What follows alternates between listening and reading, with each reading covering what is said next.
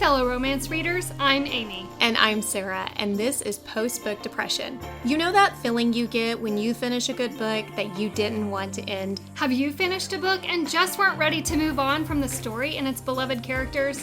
You find yourself needing just a little more? This multi-trope romance podcast gives you the opportunity to dig deeper with us into books we love as we discuss all the reasons we can't move on. Feeling chatty? You can continue the conversation with us on Instagram at Post-Book Depression Podcast or on Facebook in our Post-Book Depression discussion group. We would be so grateful if you would subscribe to our podcast and take a moment to leave a review. Are you ready? Let's discuss.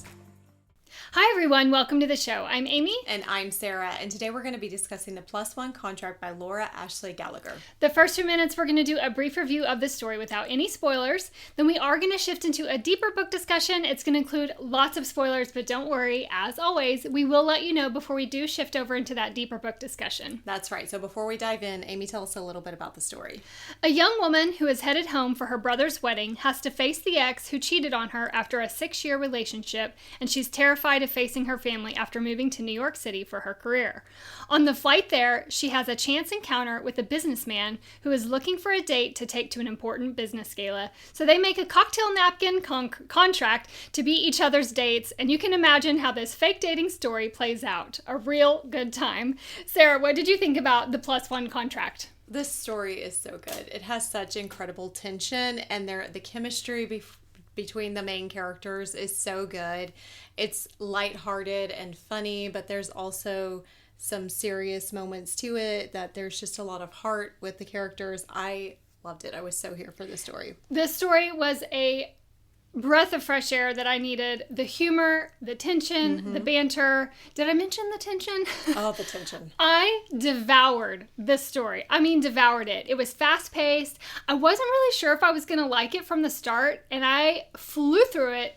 Even, when I had to pause my reading to adult, it's all I could think about. I love the chemistry. I love the connection of the two main characters, their flirty banter with some of my favorite in a very long time. Chef's kiss. So good. So good. Let's get into those ratings. Angst. 0.25. I did 0.5. Not much. Yeah. No, not much. Humor. I put 1.75, but I'm feeling like I need to bump it to a 2. I gave it 3. Oh, wow. Yeah. I laughed so much in this story, and this is the first time in a long time. It wasn't just laughter. I just sat with this goofy grin on my face for most of this story. I felt so good reading this. It felt so lighthearted to me, most of it. There are some, some there's a components touch in of it. seriousness. But the humor just, it was so good to me. Yeah, it was good. Spiciness. This was a 3. I gave it a 2. I probably could have gone up a little bit higher to 2.5. Yeah, there's some tension, some internal thoughts, and some descriptive scenes. Very descriptive scenes. Tears. 0.25. I did 0. No tears for me. I spent most of the story laughing, and I can see your... It's mainly there's 2 little things that aw, sad. Yeah. That's the 2.5. It's not, I did not cry. I highly doubt you would cry unless you can relate on... Tears of joy and laughter, maybe. Yeah. Overall, this is a 4.5 for me. This story was a solid story. It was so good. I just loved it. I gave it a 5. I love stories that make me laugh and feel good and giddy. And this one did that for me. I think that the story kind of bumped up the fake dating trope in my list of favorite tropes a little bit. It's not always one of my go-to ones, mostly because there's usually an insta-love attached to that, which is not my favorite trope. But I really enjoyed the way she wrote this fake dating trope. I liked it a lot. It was really good. That concludes the spoiler-free quick review of this story. Now we're going to shift into a deeper book discussion that's going to include lots of spoilers. So if you haven't read this story, please stop, go check it out, and of course come back and join us on that deeper discussion. We would love to connect with you on social media. You can find us on Instagram at Post-Book Depression Podcast, on Facebook in our Post-Book Depression discussion group, and you can also email us at postbookdepressionpodcast@gmail.com. This story has so much sass and humor, but it doesn't really start out that way, does it? We learn about Sienna and her brother, her brother's getting married, and we quickly learn that her ex, Daniel, is going to be his best man. Yeah. Whew, what a doozy.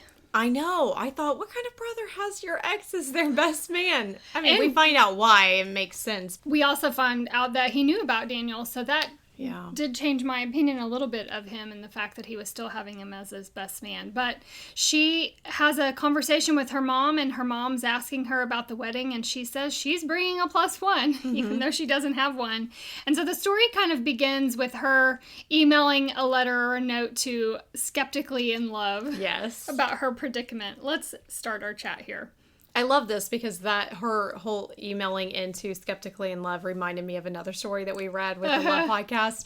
But I love how she hears it being read over the podcast and she's completely mortified because the host is, oh, that's so sad, kind of pathetic, like, oh, way to make me feel better about my situation. So that was comical to me, but I also was kind of dying on the inside for her a little bit. Before we dig into her meet cute with Nathan, let's talk about her ex Daniel and the foundation for why they broke up. We know that her family knows that they broke up. They grew up together. They've been friends. Her brother and Daniel have been friends their whole lives. And then she and Daniel started dating, and they dated for 6 years. And That's a long time. that is a very long time. That's how and- long Mike and I dated before we got married. Yeah, it's a long time. And their families all felt like they were going to get married.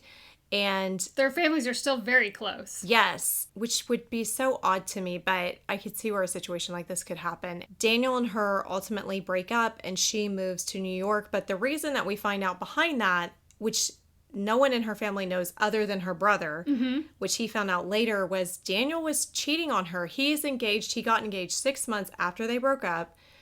And He had also been had cheating for been that long. cheating for that long with the girl that he is engaged to in their home. That to me was like a punch to the gut when she says that later on in the story. So He even says she was his safe option. Ouch. yeah, That's terrible. I don't like Daniel. I mean, No. for obvious reasons, but yeah. So she moves to New York and she has a thriving career, and her family just doesn't really understand that. But what was so sad to me is in that breakup, she lost all of her friends, and we kind of learn about Sienna's personality is that she was very shy and more quiet when she was younger, and then Daniel called her the safe option, but I really feel like Daniel was her safe option. I agree with that. Yeah, I'm happy that she realizes that the relationship that she had with Daniel was not really a healthy one or a good one.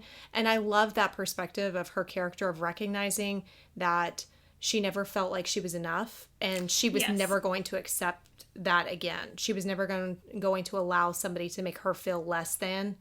Which I'm glad you brought that up because I was actually going to bring it up later. She does have a conversation with Nathan when they're asking questions back and forth of one another. And she opens up about the fact that she never feels like she measures up or she's not enough, and she never is the one to be chosen. People don't choose her.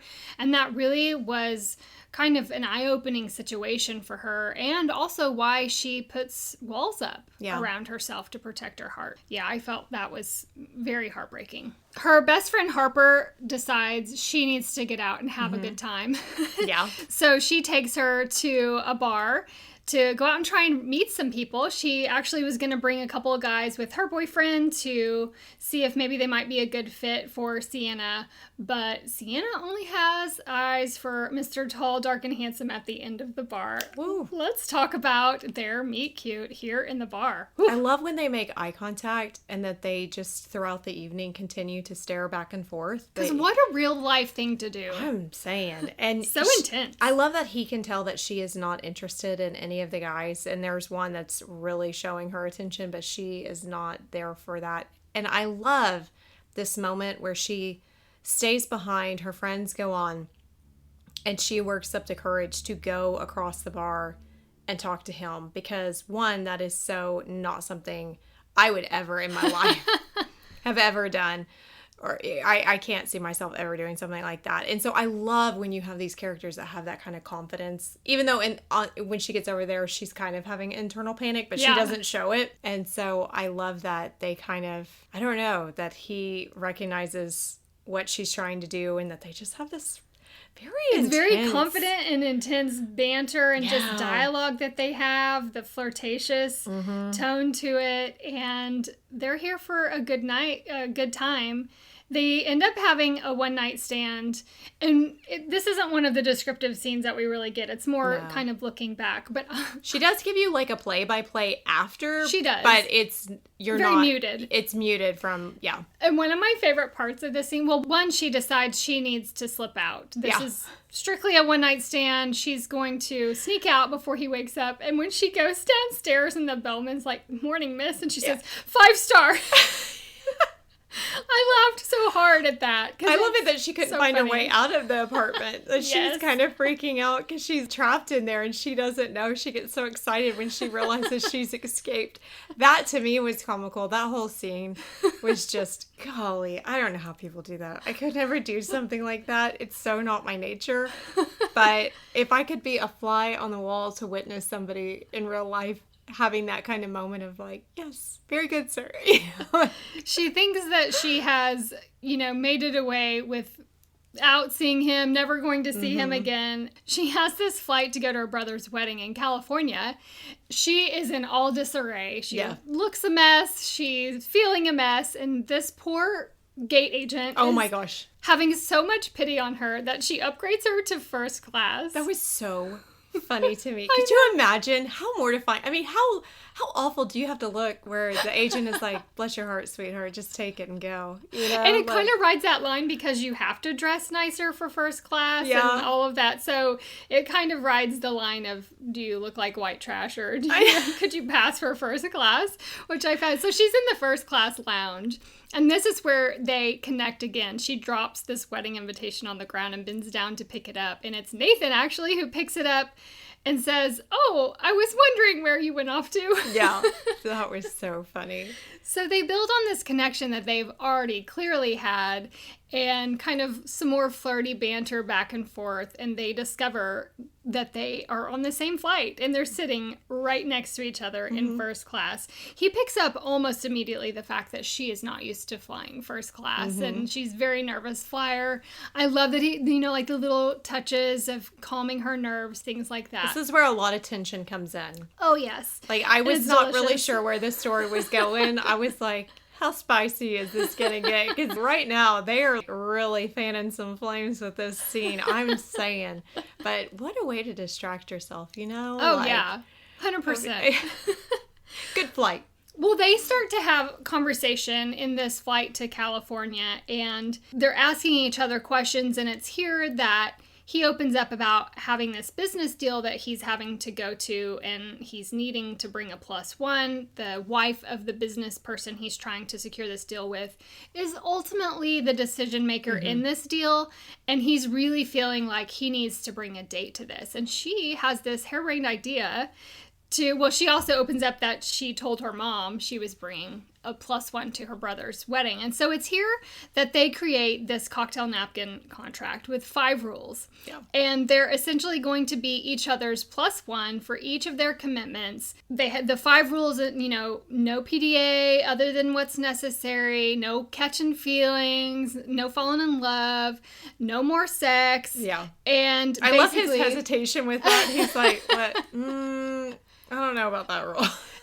And basically one of the rules is the deal ends when the 2 events have concluded. Yeah. So they are absolved of their responsibilities after that point. So they both are in agreement. They sign the napkin. Unbeknownst to her, he stows it in his pocket and keeps it for later. And one of my favorite scenes right out of the airport gate is when her dad is there with a sign. He immediately jumps into character and he is here to support her. Didn't you just love Nathan in this moment? That was the best scene because she didn't have to say anything and he was already playing the role that he needed to play. And it was so funny. I also love that she's so mortified by the sign and that he made some comment about it. And it was just the best. This whole scene was so funny to me because she's just dying. She's like, oh, we're really doing this. Okay, we're doing this. Yeah, and her dad, of course, is, okay, well, Nathan definitely has to join us for dinner. And she's panicking because she knows he has his own plans, and they didn't make any of those kinds of agreements. And he just jumps right in. He said, I will be there. Yeah. And then they have to exchange phone numbers awkwardly to the side. I was sitting there trying to figure out, like, how that would not look obvious to the dad, but the dad must have just not been paying attention. Because it'd be like, okay, take my number really quick. Take it quick. It was so good. Yeah, I love that scene. Let's talk about Nathan's business deal. I mean, we've kind of already touched on it a little bit, but he goes straight to the office and he's having a conversation with his 2 business partners about this. And they're really focusing in on the fact that the client's wife is really going to be the deciding factor. And they don't know that he has a date. And so they're taking this call from the client to set up this gala that they're going to. And it's here that he tells the client he will be bringing his girlfriend, which is news to his buddies with them. Let's just briefly talk about this. I love that the reaction of his friends, because they completely play it cool. Like, this is totally normal. Yes, we knew he was in a relationship. I do kind of feel bad for Nathan because, the client is he feels if you're established and you have a family and you have somebody that you're more reliable. So I kind of feel for Nathan in that he's having to even put up these false pretenses of what his life looks like. I mean, I'm not sad about it because he's bringing Sienna and we know that they're going to end up together. But I love his buddies of like, what? What are you doing? Yes. And then he's going to dinner that night and all this stuff of just kind of their whole reaction to it was just the best because I could just picture guy friends kind of, giving him a hard time. Yeah, razzing him a little bit. Yeah. Let's move over to the dinner with her family. And what is supposed to be a really good time for her with her family quickly turns very tense and awkward when Daniel shows up with his fiance, the girl that he was cheating on her with. And things turn quickly awkward. I do appreciate the fact that she had just a hair's breadth notice that she could give to Nathan the fact that Daniel was going to be there. And I loved his immediate urge to protect her and kind of stand around her and just basically offer some support in this scenario. But ooh, what a dinner situation it was. Let me back up and say this is also in their little initiation texting. They had to determine a safe word. We'll come back to the discussion of the dinner because I just remembered. They tried to talk through a safe word. Yeah. In the end, they ended up with blackjack. But friend, the whole pineapple scene. Okay, thank you. I thought you were just going to breeze past that. I'm like, we got to talk about the pineapple scene. First of all. Oh my gosh. I have to say, I have a close friend that they love pineapples because pineapples represent hospitality. Yes, they do. It's kind of unfair to the pineapple, honestly. But they were unaware and their sister made them aware and they said, there's no way. Pineapples don't mean that. And they brought it up to me and I was like, oh, sweetie, bless your heart. Yes, they do. Yes, they do. But Amy, when her mom says what she says, and she's like, come here. And do you know what swinging is? Yes, I do. And she starts freaking. She's like, oh my God, they're going to do it in front of me. Oh no. We do it with the neighbors every Wednesday. And they start dancing, and then she kind of has a breath of relief, of, okay.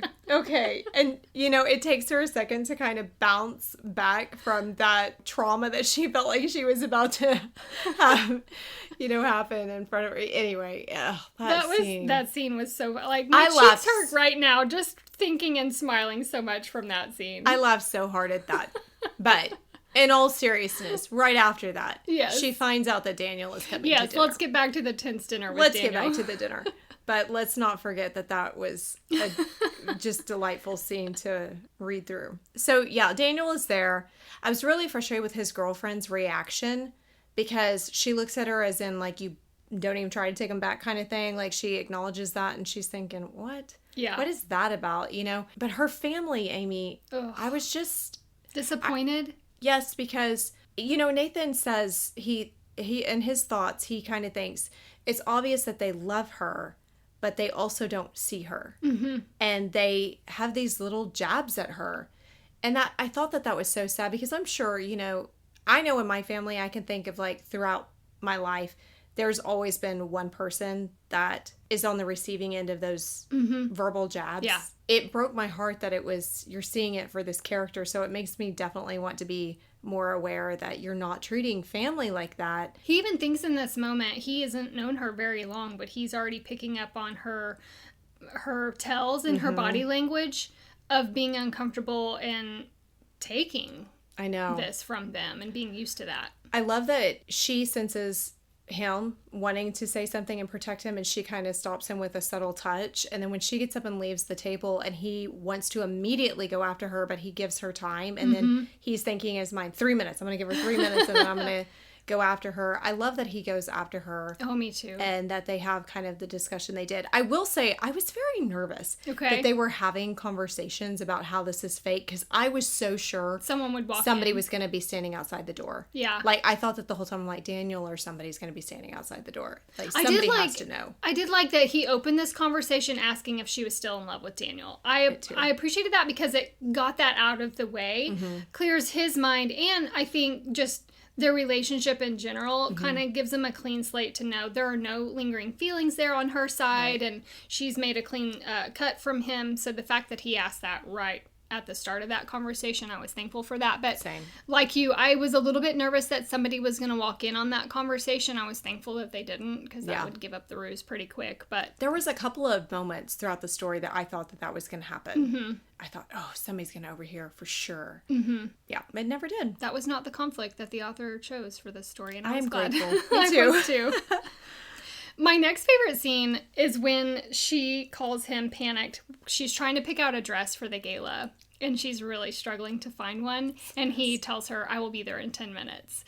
Friend, let's talk about this scene and just how delicious it was. Okay, like Pretty Woman in real life. Yes. I am telling you, I smiled so hard at this Me scene. too. When she doesn't know and he says, put on and I'll rate them. I totally felt all the emotion. She's like, what? You're going to judge it? You know, all those things where those insecurities of, But when she comes out and he says 10, and then she comes out again and he says 10, and she's like, you didn't even look. He's like, oh no, I looked. I love the line that he says, because she's like, you sure my butt doesn't look weird? And he said, your butt in that dress is the reason that the men are going to forget their wives exist. Best line ever. Compliment to that. This man is noticing you. Hello. I also love that the second he walked in, had already chosen a dress from the model in the storefront that she wanted, but she could not because there's no price on it.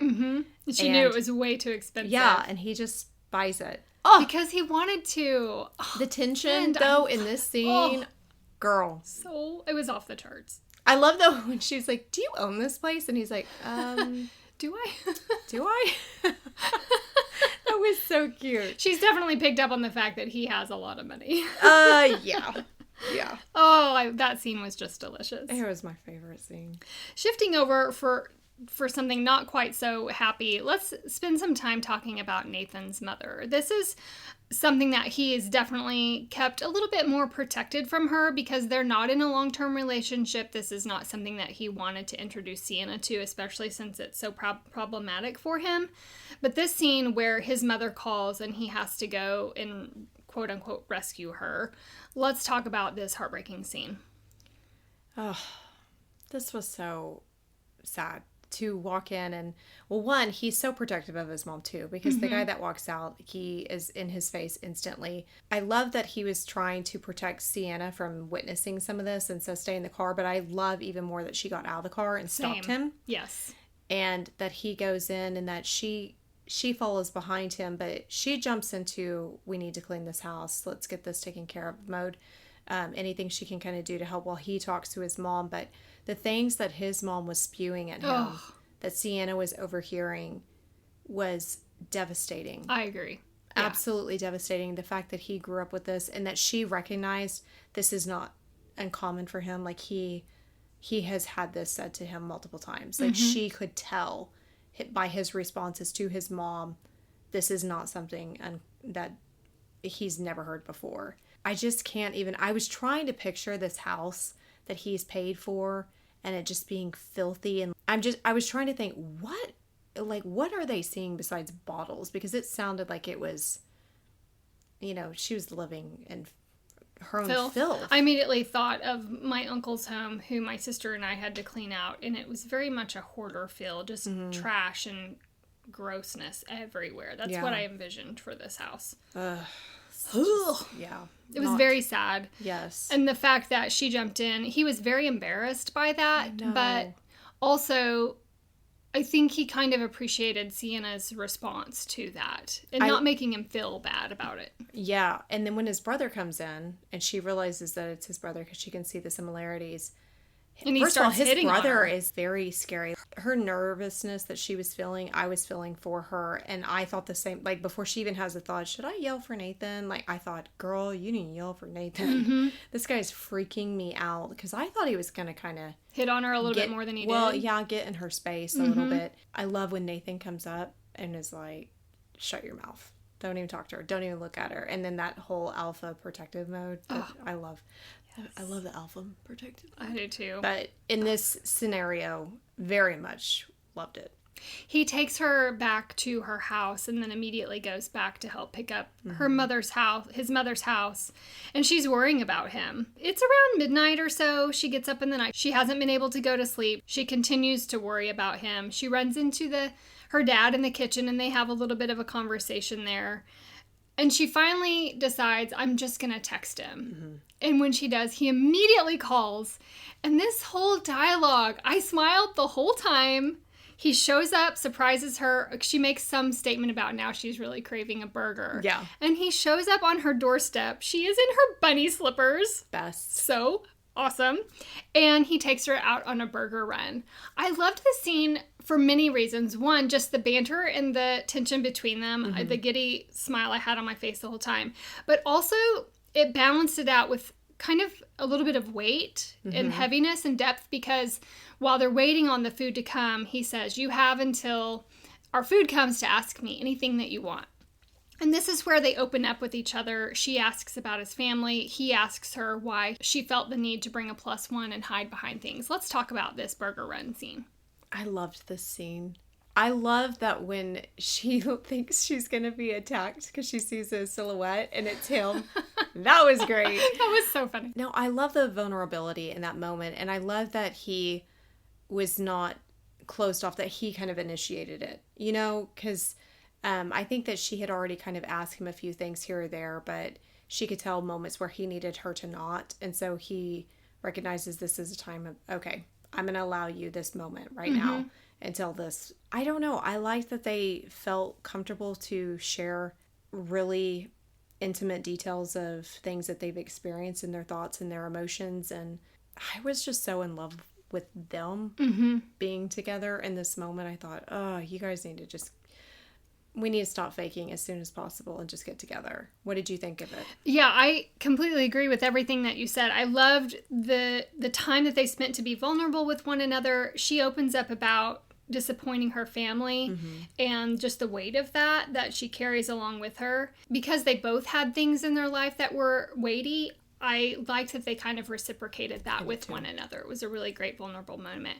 And then, of course, when he takes her home, he says next time he gets to pick the pajamas, which I just found was a really great bookend comical moment for that whole scene. Let's move over to the big gala event. This is the moment he's been waiting for this business opportunity. She is ready to go, dressed and looking like an angel, and shows up. He's really focusing on the wife and the tells that she's giving and how she's watching Sienna and how she's gauging things. Friend, I love so much in a story when there's a pivotal moment like this and the female main character has to come in and save the day.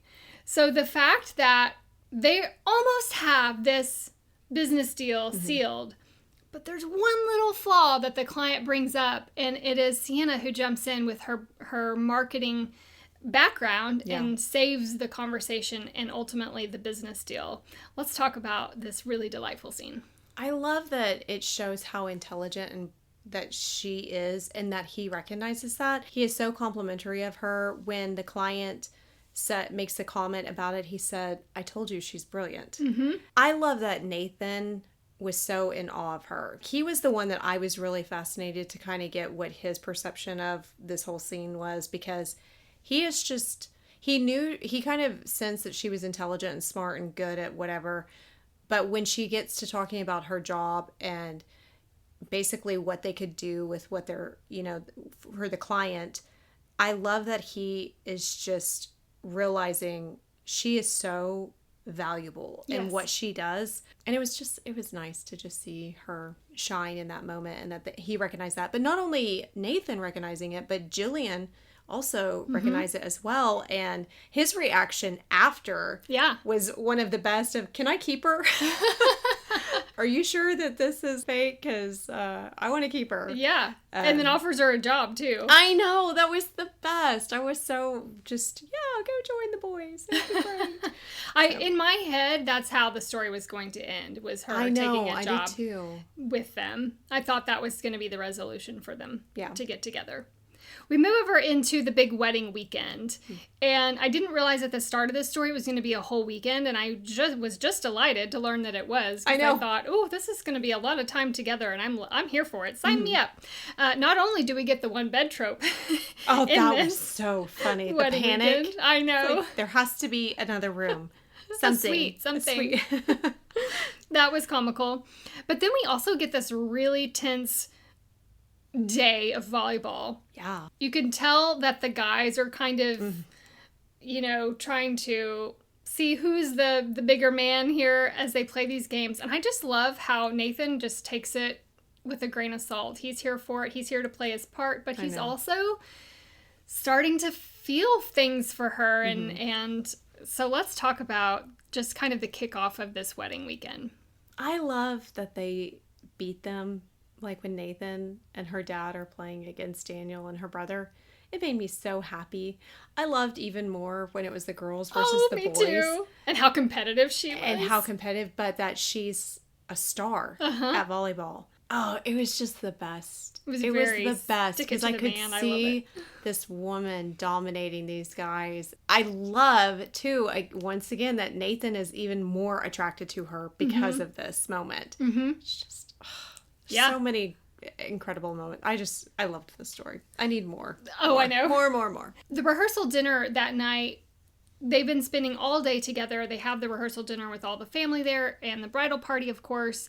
Nathan gets up to take a business call and steps away. And he's been gone for quite a while, and she's starting to wonder where he went. So she goes to try and find him. And in the midst of that, runs into a very drunk Daniel by the pool. Yeah.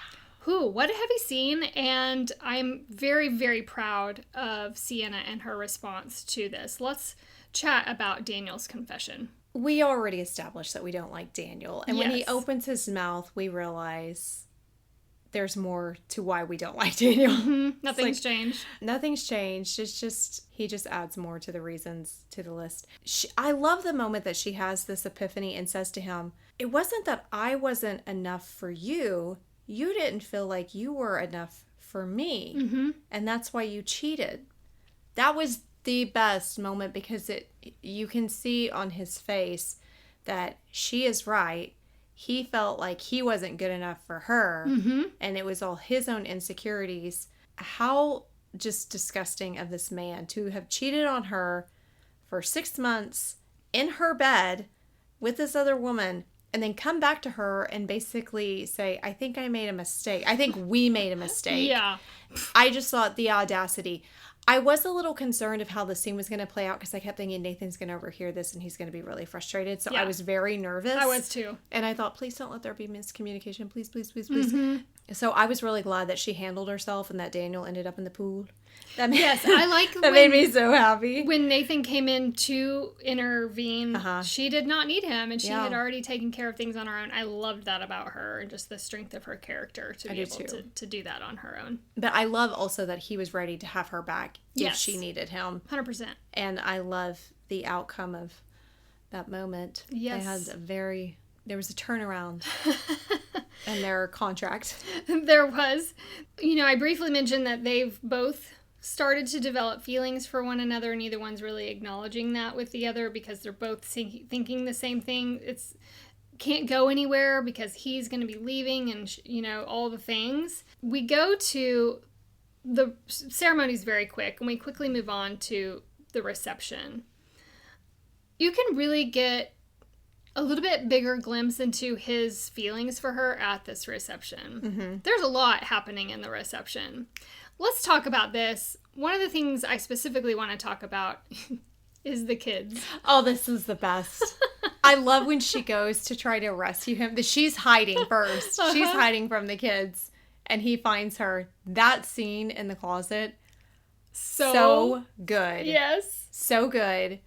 Then And when funny. she goes to when she goes to rescue him, and he tells her, "I'm fine, I'm okay," and she's like, "What is wrong with you?" She rescues him sure? anyway. That was the best. But they also use this opportunity to open up about kids, and she does say that was one reason Daniel wanted kids right away, and she did not. And that was something that was important to her, kind of led to the downfall of their relationship in a way. So they take their conversation. She comes to rescue him, and they go to the beach. Oh my gosh. And the tension, the tension in this scene. There's always somebody to interrupt when things are about to go over the edge. This one was so mortifying, but also turned into one of the most comical scenes. I can literally picture this in my mind's eye. Uh-huh. When she is stripping down to go swim, and a security guard comes to find them, and You she can't covers do that up, here. and he picks her up and starts sprinting. With her draped over And his she shoulders. says, "Stop, I'm gonna pee," and he says, "Pee in style." Then pee in style. I'm not going to jail. Amy, Oh. I laughed so hard. This author, in her way with words, is like no other.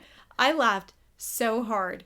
I was so happy when, it just kind of turns into this very intimate moment. intimate They moment. dance in the lobby with, intimately on their Yeah. off to the side, which was just so romantic. I I know. loved this moment. And then, of course, it takes them upstairs where they Yes. have a nice night of passion. Nice is probably a very tame Yes, it word is. for that. But I also like that in the middle of the night, I don't know if it was this night or then another night, I don't recall. She's up in the middle of the night and she goes in to look at him and thinks that he's sleeping and he's Oh, awake. Yeah. I don't think it's this. I think it was No, the no, night- this was night before. earlier because she needs to cuddle, and so Get all he my carries her, cuddles carries her to You the have this bed. big bed. Yeah. I just loved their intimate moments, and not just the sexual ones, but just kind of these Yes. little intimate romantic moments that they have between the two of them. I love when there's a couple that just I know, not insta love, but this insta connection. Mm-hmm. Do you know what I'm saying? That you just, and maybe it is insta love, and I'm just not classifying it by that because we don't really care for insta love situations. But I love when you meet somebody that you can't even describe it. You can be open with them about anything and everything, and you're just naturally comfortable with them. And I feel like that's what they have with one another, like specifically that cuddle scene when he carries her to the room and stuff, and the comment that he makes, and then it doesn't turn into anything more, but it's still an intimate moment. Yes. I don't know. I love how I'm they glad you have brought that. I'm glad you brought that up because I actually was going to bring that up at the end when he's doing his grand gesture, but I'll bring it up now. I mentioned in the quick review that I was really concerned with the fake dating trope because a lot of times it is insta love, it is insta connection, and like you said, I'm not a fan of that. But for me, I found this story believable for a few reasons. One, I think, is the way the author chose to write the depth of the characters and them getting to witness those heavy, deep moments between the two of them early on and build, I don't want to say a trauma bond because it's certainly not a trauma bond, but they have this level of intimacy that they share with one another because they've been vulnerable in these different moments of their life. And for me, that makes it more believable to me than just a fluffy romance where you just meet and flirt and banter and all of that. I feel like they've seen each other at their lowest points and there's a connection there and a growth between the two of them that is believable to me, that they can start building these feelings of love. I would agree with that because I think if we were to examine real life relationships, a lot of times it takes time before you really witness the deep hurts and pains that somebody has experienced, or the flaws in their families and all the things that they come with. I don't feel like a lot of people get that right out the gate within, hey, here's all my baggage and my trauma. Yeah. Let's unpack that.